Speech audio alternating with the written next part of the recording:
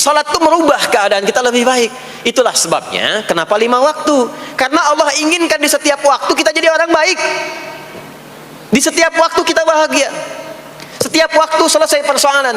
Datang masalah subuh, ya, antara subuh ke zuhur kan ada masalah tuh. Nggak mungkin ada orang dari subuh ke zuhur nggak punya masalah tuh, nggak mungkin. Tuh wajahnya udah kelihatan tuh. Ya, makanya kita datang, ya, menghadap kepada Allah, minta diselesaikan, minta diberikan taufik, sujud kita, diberikanlah solusi. Zuhur ke asar ada masalah, datang saat asar. Asar ke maghrib punya masalah, datang. Makanya semua ulama dulu seperti itu. Al-Bukhari itu menuliskan kitab sahihnya itu 16 tahun. Setiap satu hadis akan ditulis, salat dulu. Salat dulu. Begitu tenang, nyaman, baru tuliskan. 16 tahun. Itulah salat. Nah, dari sekian waktu yang 5 kali itu, ada waktu yang spesial. Waktu spesial inilah yang ingin saya bahas, yang tadi disampaikan dalam pengantar sambutan. Jadi ini inti yang mau saya katakan. Ini barusan muqaddimah tuh. Barusan muqaddimah. Baik. Kan kita salat berapa kali sehari? Kita hitung. 1, subuh. 2, zuhur. 3, keempat, yang kelima, isya. Berapa jumlah rakaatnya?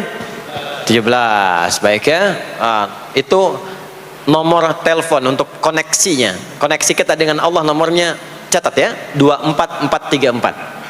Ya, kalau ditanya berapa nomor koneksi dengan Allah? 24434. Subuh 2, zuhur 4, asar 4, maghrib 3, isya 4. 5 waktu kan? Baik. Di 5 waktu ini kita dijaga, diinginkan menjadi hamba yang baik, bahagia, nggak lekat dengan masalah, tuntas semua. Saking sayangnya Allah sama kita. Kalau nggak sayang nggak disuruh sholat. Itulah sebabnya ketika diperintahkan menunaikan waktu sholat, diberikanlah gambaran waktunya. Tapi yang jadi persoalan kita sekarang yang akan dibahas, di antara sekian waktu itu ada waktu-waktu yang spesial. Ada waktu-waktu yang spesial. Dari mulai subuh ke isya itu ada yang dispesialkan oleh Allah karena ada bonus berlipat di dalamnya. Waktu apakah itu? Mari kita bacakan dulu mulai dengan Quran surah kedua ayat 238. Paling kanan sebelah atas di mushaf standar.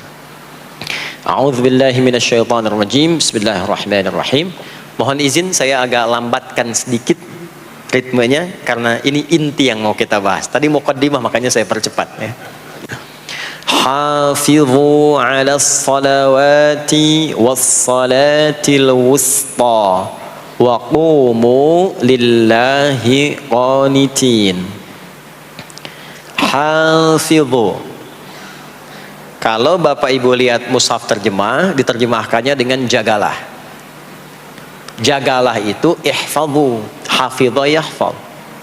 Tapi kalau ada alif setelah hafidhu, itu berarti fi'il madhinya, past tense-nya, akar kata kerjanya hafadha, yuhafidhu.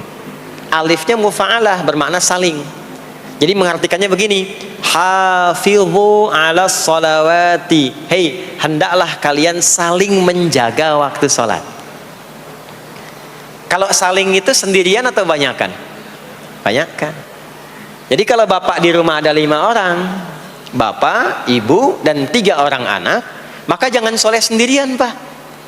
Ingatkan anaknya, ingatkan istrinya. Istri bangun duluan, ingatkan suaminya. Makanya waktu sholat itu, maaf, jangan cuma disandarkan pada azan yang kita dengar di masjid, harus hafal. Bahkan nanti gini, di Quran surah keempat ayat 103 itu, di ujung ayatnya, itu ada penanda ciri standar orang beriman. Maaf, kita tanya dulu nih, kita beriman tidak hari ini? Halo, beriman? Hati-hati ya, karena kata Nabi ada yang subuh beriman, sorenya sudah kufur tuh. Ya, yusbihu mu'mina wa yumsi kafira. Hati-hati ya. Yuk, apa ciri orang beriman tuh? Iman itu konfirmasinya bisa didapatkan satu melalui suara adzan. Adzan itu sama dengan penanda waktu sholat. Tahu dari mana iman itu bisa dicek dengan suara adzan? Quran surah ke-8 Al-Anfal di ayat yang kedua. Innamal mu'minuna alladzina idza dzukirallahu wajilat qulubuhum. Sungguh insan beriman itu ciri standarnya bisa dilihat.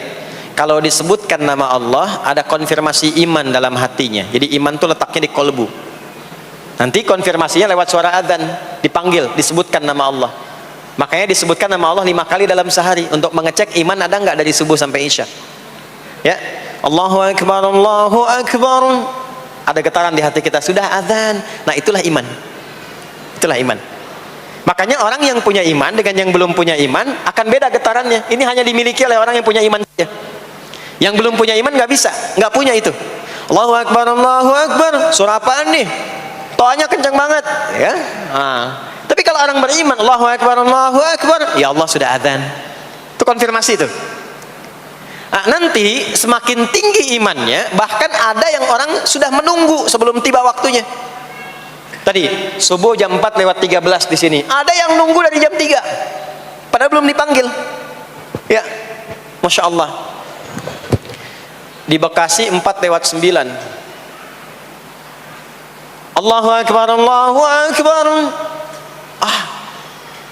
Azan. Ingat dia. Nah, itu ciri beriman. Cuman imannya standar. Jadi bukan iman yang kuat. Standar. Kuat belum, lemah tidak. Allahu Akbar, Allahu Akbar. Jam 4 lewat 9. Jam 3 sudah bangun. Nunggu itu iman yang kuat. Masya Allah. Ada yang baru subuh dan nunggu isya. Tunggu. Kuat.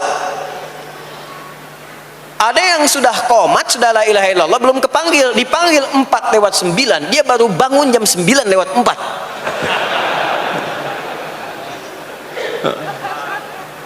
Tuh. Nah, ini iman lemah. Di bawah. Ciri standar, karena dipanggil ingat, maka ciri standar orang beriman itu tahu waktu sholat. Harus tahu Pak, Bu. Itu standarnya. Itu ada di Quran surah keempat, di akhir ayat 103. Inna salata kanat 'alal mu'minina kitaban mawquta. Kalau pakai terjemah balaghah itu bunyinya begini, sungguh orang beriman itu pasti tahu waktu sholat. Nah, jadi kalau ditanya jam berapa zuhur nanti belum bisa kita jawab dengan sempurna, itu artinya apa? Imannya belum naik itu ke level standar, belum menguat. Ya, ini poinnya. Nah, nanti kapan waktu sholat itu tiba? Kalau ada yang belum ingat, jangan dibiarkan tidak ingat. Makanya kata Al-Quran, saling menjaga ya waktu sholat itu. Jangan sampai di keluargamu, ada temanmu, kolegamu, bahkan tetanggamu itu nggak tahu waktu sholat. Bahkan nggak sholat, itu bahaya. Kalau memang sayang sama anak, ingatkan. Sayang istri dengan suami, ingatkan. Tanda istri beriman yang cinta dengan suaminya, tanda pertamanya ketika mengingatkan suaminya pada semua hal yang disukai oleh Allah. Begitu sebaliknya. Maka kata Al-Quran, hafidhu, saling menjaga waktu sholat. Disebutkan di situ alas sholawat, bentuknya begini. Tulisannya alif, lam, waw, alif, ta maftuha begini. Alas, begini tulisannya. Karena nanti ada yang begini, as-salat, ada yang begini. Biar saja, enggak usah. Ada yang begini, ta marbutah. Seperti Al-Baqarah ayat 3, alladzina yu'minuna bil ghaibi wa yuqimunas shalah. Begini tulisannya. Ada yang begini. As-salat pakai alif, ta, begini. Tapi di Al-Baqarah ayat 238 tulisannya begini. Alas salawati, taknya terbuka. Secara singkat begini, secara singkat. Kalau tulisannya begini, maka yang dimaksud salat fardu. Yang dimaksud salat apa? Salat fardu. Salat fardu itu ada berapa? 5 waktu. Maka kata Allah, hei, saling jaga ya. Waktu salat yang fardu itu yang 5 waktu. Di antara yang 5 itu ada yang spesial. Was-salatil wusta, waktu yang pertengahan. Tengah-tengah di antara 5 waktu itu. Yuk kita tuliskan dulu sebentar. Sebentar. Salat ada salat apa saja? Subuh, kemudian zuhur, kemudian asar, kemudian nggak cukup, ambil ke sini maghrib, kemudian isya. Oh, subuh, zuhur, asar, pindah sini, maghrib, isya. Lihat rumusnya. Jadi yang sholat pertengahan yang mana? Jangan lihat tulisannya itu, ya, karena subuh di tengah-tengah disebutnya subuh, ya. Sholat pertengahan yang mana? Asar apa subuh? Subuh apa asar? Apa dalilnya? Kita pakai dalil. Nah, sholat pertengahan itu disebutkan oleh Nabi itu ada dua. Ada subuh dan asar. Qala Rasulullah sallallahu alaihi wasallam yata'aqabuna fiikum malaikatul laili wa malaikatun nahari fi salatil asri wa fi salatil fajri. Berebut semua malaikat yang bertugas di siang dan malam, berebut membersamai kita. Kalau berebut itu artinya kalau ada yang berdoa diaminkan, kalau ada yang mohon ampun diistighfarkan oleh malaikat. Jadi malaikatnya minta kepada Allah, ya Allah ampuni si fulan, ya Allah ampuni si fulan, ya Allah si fulan, dan seterusnya sampai selesai. Itu khusus di salat asar dan salat subuh. Sampai kemudian thumma yas'aduna ila sama, kemudian mereka para malaikat itu kembali bertugas masing-masing, lalu Allah mengonfirmasi kepada mereka untuk menunjukkan kebenaran tugas malaikat yang tidak bermaksiat. Allah Maha tahu tentang hambanya, Maha tahu, tapi Allah ingin menunjukkan kepada kita apa yang benar dari lisan malaikat itu yang nggak pernah berdusta. Ya, maka Allah bertanya kepada malaikat, bagaimana keadaan hambaku ketika engkau tinggalkan? Maka disampaikan oleh malaikat itu, ya Allah, aku meninggalkan hambamu si fulan, dia sedang menunaikan ibadah, dia sedang sholat kepadamu, dan khusyuk berdoa, dan seterusnya. Maka apa jawabannya? Saksikanlah, ketika malaikat menyampaikan sedang ibadah, maka turun bonus dari Allah untuk mengampuni dosa si hamba itu. Itulah manfaatnya waktu pertengahan. Waktunya disebutkan di hadis ini asar dan subuh. Antara asar dan subuh itu masih ada yang unggul, ada yang istimewa lagi. Apa yang istimewa? Antara asar dan subuh yang istimewa terletak di subuhnya. Jadi dari 5 waktu ini, yang pertengahan asar dan subuh, karena amal di bawah ditunjukkan untuk mendapatkan penilaian langsung dari Allah seketika dan memberikan jawaban dari apa yang kita inginkan, asar dan subuh. Tapi dibandingkan asar dengan subuh, bila keduanya dibandingkan, dua-duanya mulia. Maka subuh punya kemuliaan yang tidak dimiliki oleh asar. Ya, makanya nanti asar bisa bertemu dengan zuhur, masih ada jama, masih ada qasar. Maghrib ketemu isya, masih ada jama, ada qasar. Ya, tapi subuh nggak bisa di jama, nggak bisa di qasar. Ya, makanya subuh letaknya jauh, ke isya jauh, ke zuhur jauh. Ya, saya mau jamaah, ya jama antara isya dengan subuh biar nanti bangunnya sekalian gitu, nggak bisa. Ya, maghrib masih bisa dijama dengan isya, isya di qasar dari 4 jadi 2. Maghrib gak bisa dikosor karena 3 gak mungkin jadi 1,5. Ya, zuhur udah 2, masa mau dikurangin lagi? Subuh udah 2, gak mungkin dikurangi lagi. Maka dari itu subuh menyendiri sendiri. Nah, ada apa kemuliaan di subuh itu? Maka turunlah Quran surah ke-17 ayat 78 yang tadi saya bacakan di awal. Aqimis salata liduluki syamsi ila ghasaqil lail. Sampai sini zuhur sampai isya. Dulu kisyamsi tergelincir matahari itu zuhur. Sampai ghasaqil lail tiba malam itu isya. Lalu ditutup ujungnya wa qur'anal fajr. Khusus untuk subuh itu ditambahkan selain sholat ada bahasa Quran di Quran sendiri. Khusus untuk subuh redaksinya ditambahkan dengan Quran. Apa itu Quran? Halo, apa itu Quran? Kalau tidak tahu cepat katakan wallahu a'lam deh. Apa itu Quran? Wallahu a'lam. Ada Quran, ada Al-Quran. Ada Quran, ada Al-Quran. Kalau yang disebut Al-Quran itu mutlak firman Allah. Dari mulai Al-Fatihah sampai An-Nas. Ini yang terdapat di dalam mushaf ini, di 2 jilid ini, ya, itu Al-Quran. Kalau disebutkan Quran tanpa alif lam, maka yang dimaksudkan bacaan secara umum. Apakah itu Al-Quran, doa, istighfar, semua bacaan itu Quran. Kemuliaan sholat subuh itu dimulai sejak waktu fajar, matahari mulai keluar sinarnya untuk membelah gelapnya malam, itu sinarnya disebut dengan fajar. Nanti subuhnya saya terangkan di akhir. Sinarnya dibelah, membelah kegelapan malam, fajar shadiq. Maka pada saat itu bukan hanya sholatnya yang punya keistimewaan seperti sholat asar tadi, tapi semua bacaannya langsung dijawab seketika oleh Allah Subhanahu wa taala, dipersaksikan oleh seluruh malaikat dan dijawab langsung oleh Allah Subhanahu wa taala. Jadi kalau Anda berdoa, maaf, doanya lebih cepat terkabul kalau dipanjatkan dengan cara yang benar dan khusyuk. Kalau Anda istighfar, langsung dijawab. Kalau kita baca Quran, pahala langsung dituliskan berlipat. Itulah kemuliaan waktu fajar.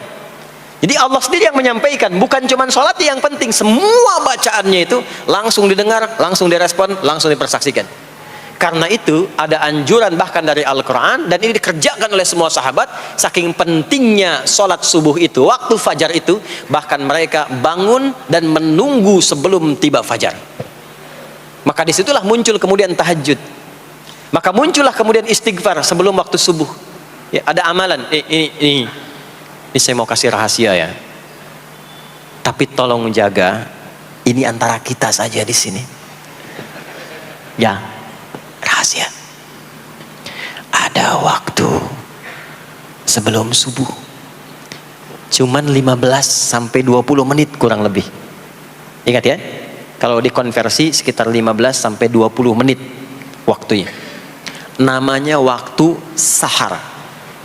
Sahar, jamaknya ashar. Jamak itu karena setiap hari oleh Allah dikasih itu. Sahar, jamaknya ashar.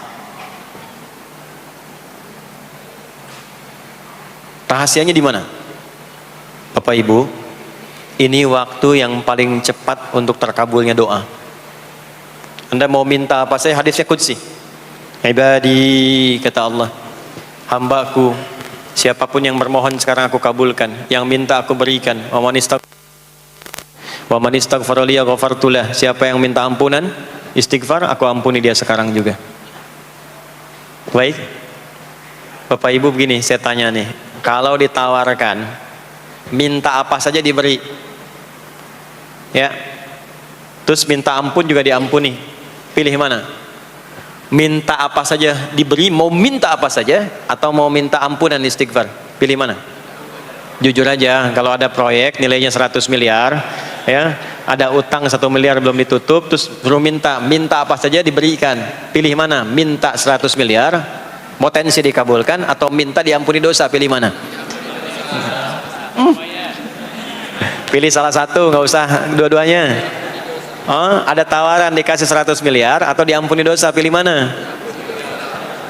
Ampuni dosa. Pelan banget ya.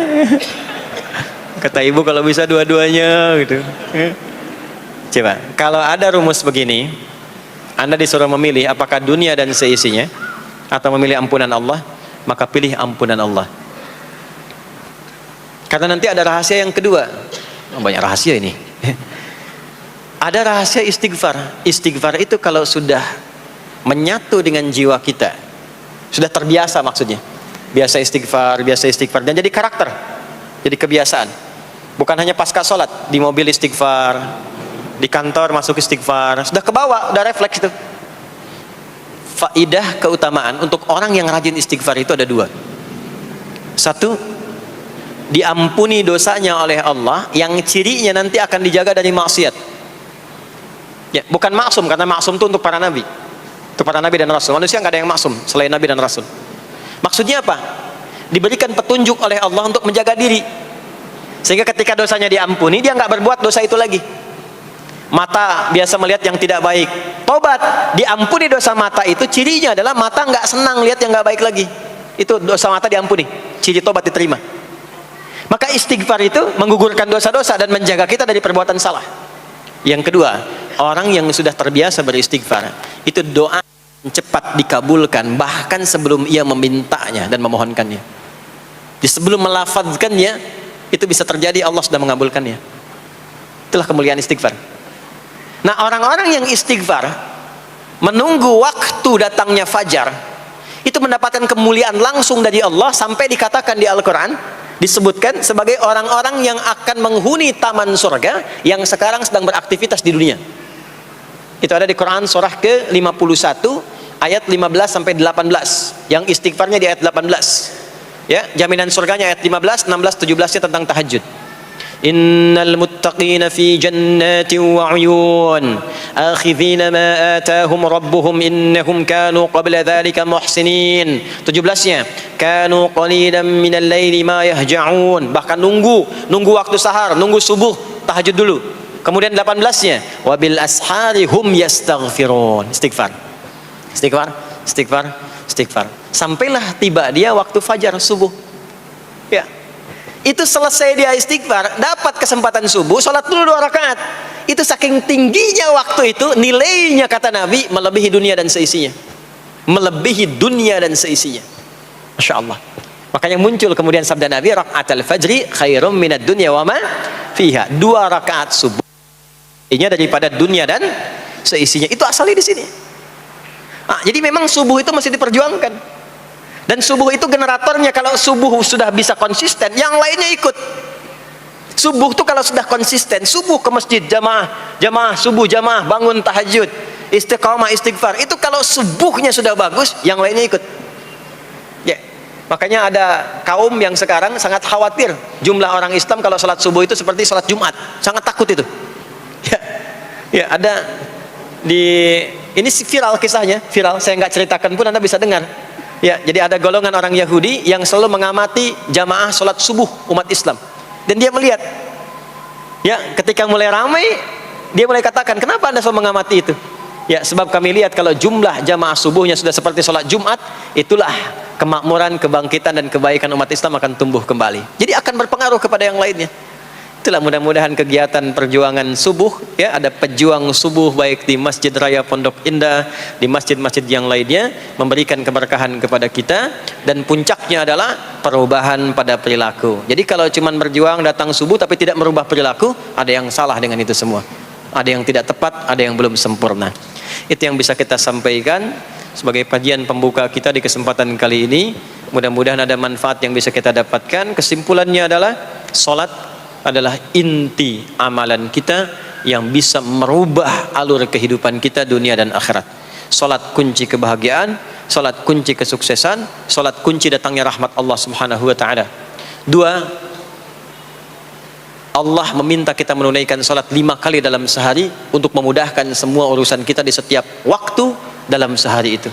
Dan yang ketiga, di antara sekian 5 waktu itu ada waktu-waktu yang istimewa, yaitu asar, dan yang paling istimewa adalah subuh ataupun fajar. Mudah-mudahan kita bisa